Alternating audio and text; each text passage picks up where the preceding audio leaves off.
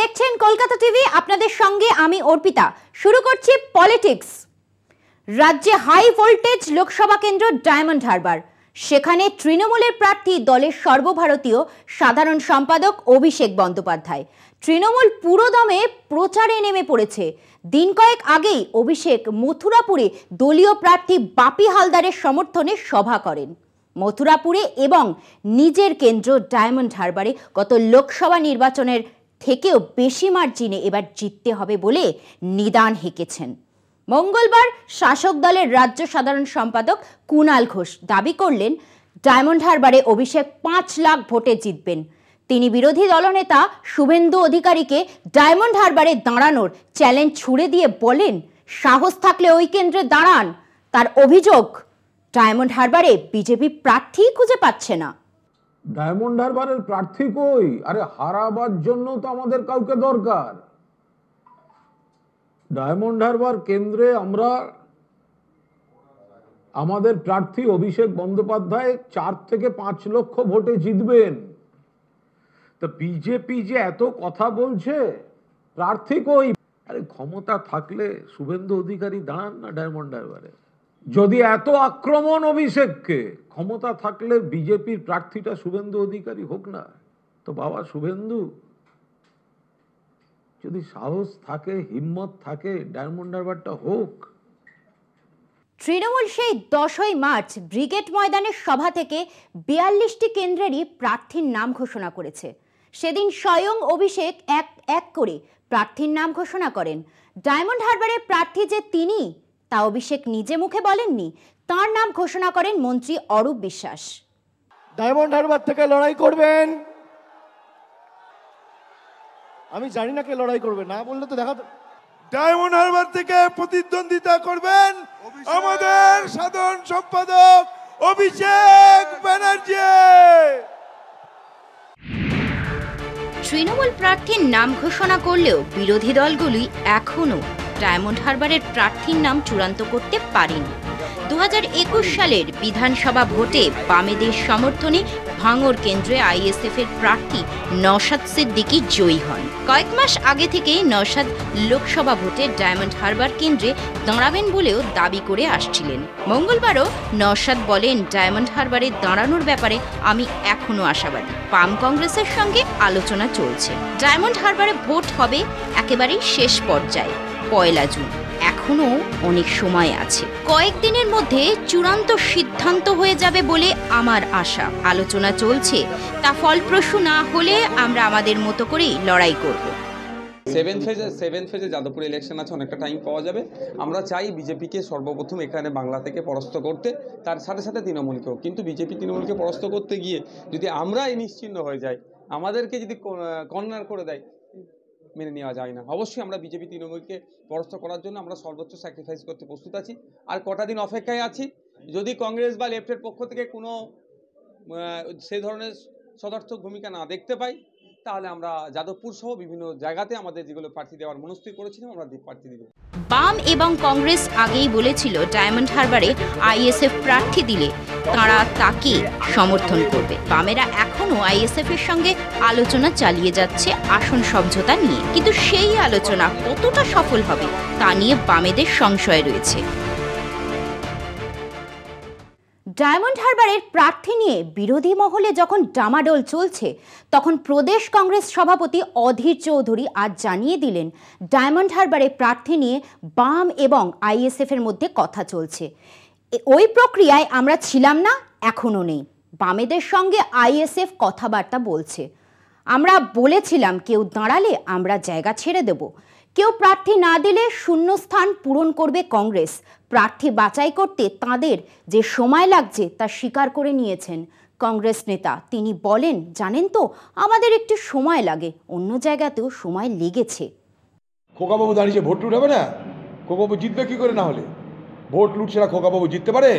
গতবারও লুট হয়েছে, এবারে লুট হবে। আমাদের সময় লাগে, জানেন তো, অন্যান্য জায়গাতে আমাদের সময় লেগেছে।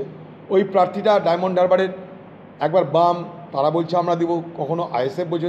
বাম আইএসএফের মধ্যে একটা কথা চলছিল আর কি, ওটার মধ্যে ঠিক আমরা ছিলাম না। কংগ্রেস কখনো আইএসএফের সঙ্গে থাকেনি, বামেদের সঙ্গে আইএসএফের কখনো কখনো কথা চলে, তারা বলেছিল ডায়মন্ড হারবারের কথা। তা আমরা বলি যদি কেউ দাঁড়াই আমাদের আপত্তি নেই, আমরা ছেড়ে দেবো জায়গা। এখন তারা কি করবে জানি না, শূন্য হলে আমরা তো আছি ময়দানে। সিপিএম কিন্তু আইএসএফ এর ওপর যারপরনায় বিরক্ত। এমনিতেই আইএসএফ একতরফা 8 কেন্দ্রের প্রার্থী ঘোষণা করে দিয়েছে, তার মধ্যে কয়েকটিতে তো বামেদের প্রার্থী রয়েছেন। সিপিএম মনে করছে আইএসএফ তাদের লেজে খেলাচ্ছে। সিপিএম এর সঙ্গে কংগ্রেসের সমঝোতা যখন প্রায় মসৃণ গতিতে এগোচ্ছে, তখন আইএসএফ এর এই দ্বিচারিতা ভালোভাবে নিচ্ছে না সিপিএম নেতারা। প্রার্থীদের নাম ঘোষণা করতে এত দেরি কেন? এই প্রশ্নের জবাবে কয়েকদিন আগে বামফ্রন্ট চেয়ারম্যান বলেছিলেন, এবার ভোট হচ্ছে কয়েক দফায়, আমাদের কাছে তাই অনেক সময় আছে আলোচনা চালিয়ে যাওয়ার। আমরা এই সুযোগ কাজে লাগাচ্ছি। বিজেপির বক্তব্য, আমাদের প্রার্থী নিয়ে তৃণমূলকে ভাবতে হবে না, ওরা নিজেদের নিয়ে ভাবুক। এখন সময় একটা বিরতির, ফিরছি একটু পরে, সঙ্গে থাকুন।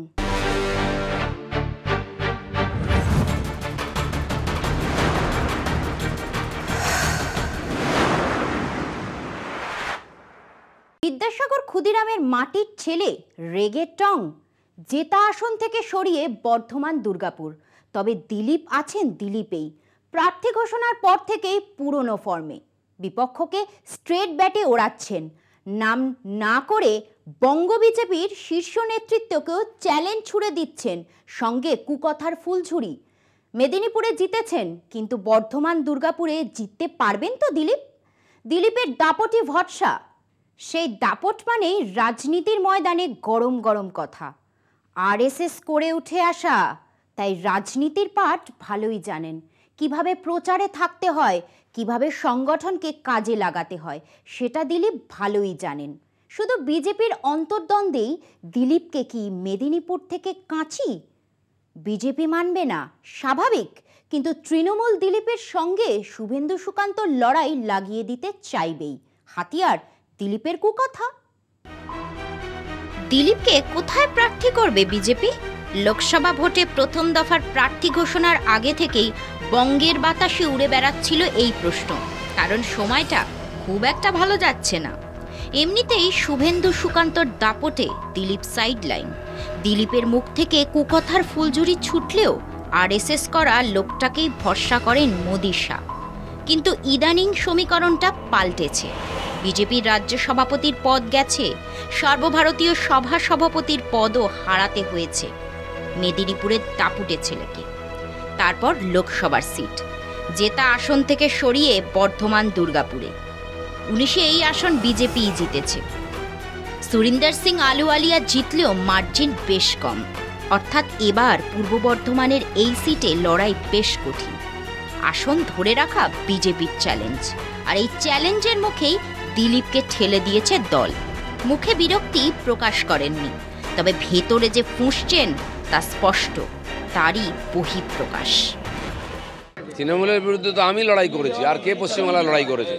দিলীপের নিশানায় কে?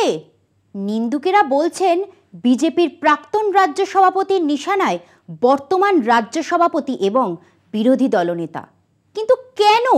দিলীপের ঘনিষ্ঠ মহল থেকে ভেসে আসা টুকরো টাকরা মন্তব্য জুড়লে সমীকরণ দাঁড়ায় বিজেপির প্রার্থী তালিকায় নাকি শুভেন্দুর প্রভাব রয়েছে। প্রার্থী ঘোষণার আগে একাধিকবার দিল্লি উড়ে গেছেন শুভেন্দু সুকান্ত। আলোচনা করেছেন মোদি, শাহ, নাড্ডা। নিশ্চয়ই নিজেদের পছন্দের নাম বলে এসছেন সুকান্ত শুভেন্দু। এই পরিস্থিতিতে কি মেদিনীপুর থেকে দিলীপকে কাঁচি, টাপ সিটে ঠেলে দেওয়া? দিলীপ অবশ্য সিপিএম কংগ্রেস সেটিং নিয়েও সরব। দলের বিরুদ্ধে যে তিনি নন তা বোঝাতেও চেয়েছেন বুদ্ধিমান দিলীপ। সিপিএম কংগ্রেস ছিল, এখন সেটিং বলছে, চিরদিন সেটিং করেছে, তাই দোকান উঠে গেল। দিলীপ ঘোষ লড়াই করেছে বলে যাদের দেখছেন এরা সব বিজেপি ছিল না, এরা টিএমসিকে হারাতে দিলীপ ঘোষের সঙ্গে এসছে।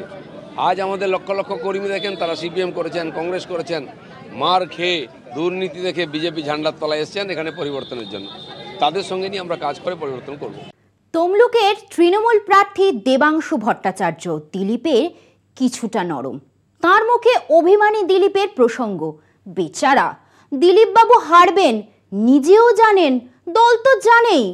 তাই তো টাপ সিটে, ঠিক যেমন দেবশ্রী চৌধুরী জেতা সিট থেকে রায়গঞ্জ থেকে কলকাতা দক্ষিণ। আসলে রায়গঞ্জে বিজেপির গোষ্ঠীদ্বন্দ্ব এতটাই তীব্র হয়ে ওঠে যে দেবশ্রীকে আবার ওই সিটে প্রার্থী করার ঝুঁকি নেয়নি বিজেপি। কিন্তু মেদিনীপুরে এই ঝুঁকি ছিল না। গোষ্ঠী কন্দলও দিলীপের পুরনো সিটে খুব একটা প্রকট নয়। তাহলে সিট বদল কেন? দিলীপের মতে মেদিনীপুরে তিনি দাঁড়ালে ফের হাসতে হাসতে জিততেন, অর্থাৎ বর্ধমান দুর্গাপুর সিট যে টাফ তা বুঝছেন দিলীপ। তাই মাঠে নেমেই কীর্তির স্পিনকে হেলায় মাঠের বাইরে ফেলছেন আর অপেক্ষা করছেন ৪ঠা জুনের। ১৯-এর ৪২-এর মধ্যে ১৮টা আসনে জেতে বিজেপি, তখন দিলীপের আমল। এবার ছবিটা আলাদা। রাজ্য সভাপতি সুকান্ত, বিরোধী দলনেতা শুভেন্দু, তাই এদের চ্যালেঞ্জও কম নয়। বিজেপি যদি ১৮-র নিচে নেমে যায় তাহলে শুভেন্দু সুকান্তর চাপ। ছেড়ে কথা বলবেন না মোদি শাহ। বর্ধমান দুর্গাপুর থেকে যদি দিলীপ ঘোষ জিতে যান আর বিজেপি রাজ্যে ১৮-র নিচে নেমে যায়, তাহলে দিলীপ আড়াল থেকে হাসবেন আর বলবেন, দেখ কেমন লাগে। শেষ হাসি তিনিই হাসুন। তা অবশ্য চায় না তৃণমূল। আজাদও চান না, তিনি কীর্তি স্থাপন করতে চান। তৃণমূলও তাই চায়। তাই দিলীপকে খোঁচা। দিলীপও অবশ্য ধোয়া তুলসী পাতা নন। মমতা তো বটেই, প্রাকৃতিক বিপর্যয় নিয়েও দিলীপের মুখ লাগাম ছাড়া। দল শোকজ করেছে কমিশনও। নির্বাচন বিধিভঙ্গের দায়ে নির্বাচন কমিশন তো তাঁকে সেন্সারও করেছে। তবুও দিলীপ আছেন দিলীপেই। মেদিনীপুর থেকে বর্ধমান দুর্গাপুরে আসা ইস্তক দিলীপ পুরনো ফর্মে। পাল্টা খেলছেন বর্ধমান দুর্গাপুরের পিচে বাউন্স আছে। কীর্তি মারকুটে ব্যাটার, অফ স্পিনটা ভালোই খেলেন। দিলীপ মাঠে নামার আগে চালিয়ে খেলেছেন। তবে দিলীপ ব্যাট ধরার পর মাঠ জুড়ে চৌকা ছক্কার বন্যা, মুখে কথার ফুলঝুরি। উত্তরবঙ্গের টর্নেডোর তাণ্ডবে মস্করার রসদ যেমন খুঁজে পাচ্ছেন, তেমনি তৃণমূলকে ফালা ফালা করছেন। বিজেপি ঝড় করেছে নাকি? ঝড় হলেই টিএমসির একদম পোয়া বার, যা মাল আসবে ছেড়ে ফাঁক করে দেবে। বন্যা হোক, ঝড় হোক, ভূমিকম্প, ওরা চায়, তাহলে কামাই হবে। সরকারে যারা আছে তাদের দায়িত্ব ওখানকার যারা ক্ষতিগ্রস্ত মানুষ তাদের কাছে দাঁড়িয়ে তাদেরকে মনোবল বাড়ানো, ক্ষতিপূরণ দিয়ে তাদেরকে আবার নিজের জীবনে ফিরিয়ে নিয়ে আসা।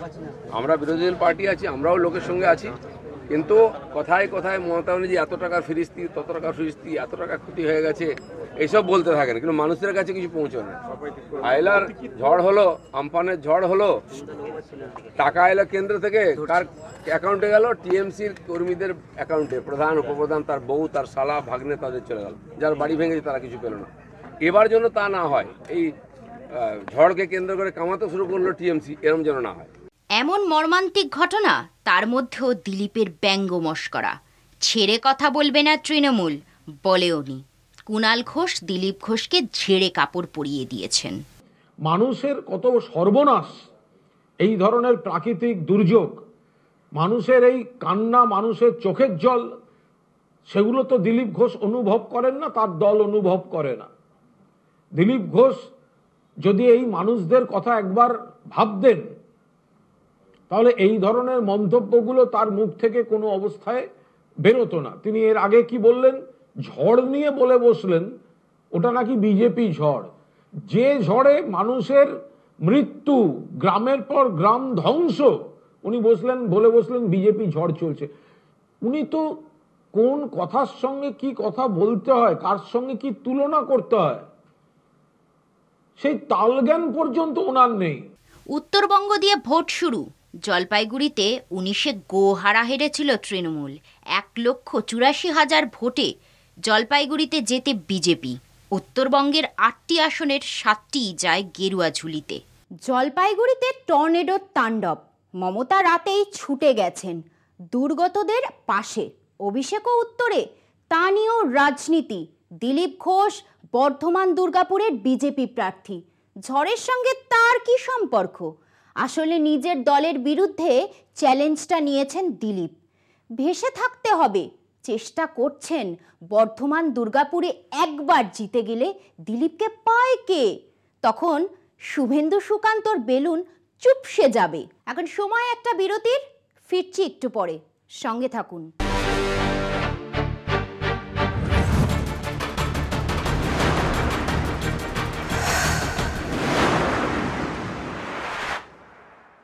আর্থিক দুর্নীতির মামলা নিয়ে সওদা শুনে কেমন খটকা লাগছে। আপনার চারদিকে নজর করে ঠাউর করতে বিশেষ বেগ পেতে হবে না। যে কোনো বেচা কেনা দুতরফেই পরস্পরের প্রতি প্রস্তাব থাকে, থাকে দর কষাকষি। দুর্নীতির রকম ফ্রেড যেমন আছে তেমনই দরেরও ওঠাপড়া থাকে। ভোটের মরশুমে বাজার কিন্তু চড়া। বিশেষত গত এক দশকে মোদি জামানায় ওই বিকিকিনি নিয়ে আর ঢাক ঢাক গুড়গুড় নেই। কেন্দ্রের শাসকের ডাক, পদ্মে এসো নয়তো জাহান্নামে, মানে জেলে যাও। এই ভোটের বাজারে বিজেপির এমনই এক খুল্লাম খিল্লাম অফার আজ শোনা গেল দিল্লির মন্ত্রী তথা আপ নেত্রী আতিশি মার্লেনার গলায়। তবে তাকে একা নয়, তার আরও 3 সতীর্থকেও নাকি জেল যাত্রার হুমকি দিয়ে বিজেপিতে যোগ দেওয়ার প্রস্তাব পাঠানো হয়েছে। भारतीय जनता पार्टी ने मेरे एक बहुत व्यक्तिगत करीबी व्यक्ति के माध्यम से मुझे भारतीय जनता पार्टी ज्वाइन करने के लिए अप्रोच किया, और अगर भारतीय जनता पार्टी नहीं ज्वाइन करी तो आने वाले 1 महीने में ईडी द्वारा मुझे गिरफ्तार कर लिया जाएगा। কেন্দ্রের শাসক বিজেপির তরফে চাপ দেওয়া হচ্ছে আপ ছাড়তে, এমনই অভিযোগ। হয় বিজেপিতে নাম লেখাও নয়তো জেলের ভাত খাও। যে আবগারি দুর্নীতির মামলায় রাজ্যের মুখ্যমন্ত্রী তথা আপ সুপ্রিমো তিহারে বন্দী, আগেই দলের আরেক নেতা রাজ্যের প্রাক্তন উপমুখ্যমন্ত্রী মনীষ সিসোদিয়া ওই মামলায় তিহারে বন্দী। তাদের কাছে ওই একই অফার এসেছিল কিনা তা জানা যায়নি। আবার সেই আবগারি দুর্নীতির মামলা নিয়েই সওদা, এমনই বিস্ফোরক দাবি আতিশির।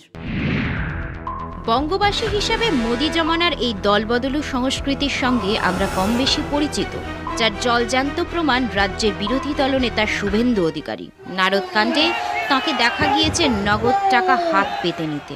একই সঙ্গে তৃণমূলের একাধিক নেতার টাকা নেওয়ার দৃশ্য গোপন ক্যামেরায় বন্দী হয়েছিল। বিজেপির দলীয় দফতর থেকে সেই ভিডিও ফুটেজ দেখিয়ে তদন্তের দাবি তোলা হয়। আদালতের নির্দেশে মামলা হয়। শুভেন্দু দল বদলে বিজেপিতে যোগ দেওয়ার পর সব থামাচাপা। কেন্দ্রীয় তদন্তকারীরা শুভেন্দুকে বাদ দিয়ে বাকিদের হেনস্থা করে চলেছে। প্রধানমন্ত্রী নরেন্দ্র মোদী, স্বরাষ্ট্রমন্ত্রী অমিত শাহদের আশীর্বাদে শুভেন্দুর রাজ্য বিধানসভার বিরোধী দলনেতা। পড়শি রাজ্য অসমের মুখ্যমন্ত্রী ছিলেন কংগ্রেসের নেতা। নাম জড়িয়েছিল সারদা কাণ্ডে। সিবিআইকে দিয়ে জেলের ভয় দেখানো, বাঁচার শর্তে বিজেপিতে যোগদান একইভাবে মহারাষ্ট্রের এনসিবি নেতা অজিত পাওয়ারের ক্ষেত্রেও প্রযোজ্য। কাকা শরদ পাওয়ারের প্রতিষ্ঠিত এনসিবি ভেঙে এনডিএতে যোগ দিতেই তাঁর বিরুদ্ধে ওঠা কোঅপারেটিভ ব্যাংকের 2500 কোটি টাকার জালিয়াতির অভিযোগ তুলে নিয়েছে তদন্ত সংস্থা। মোদি জামানায় এমন সওদার তালিকা দীর্ঘ থেকে দীর্ঘতর হয়ে চলেছে। পদ্মে গেলেই সব পাপ ধুয়ে সাফ।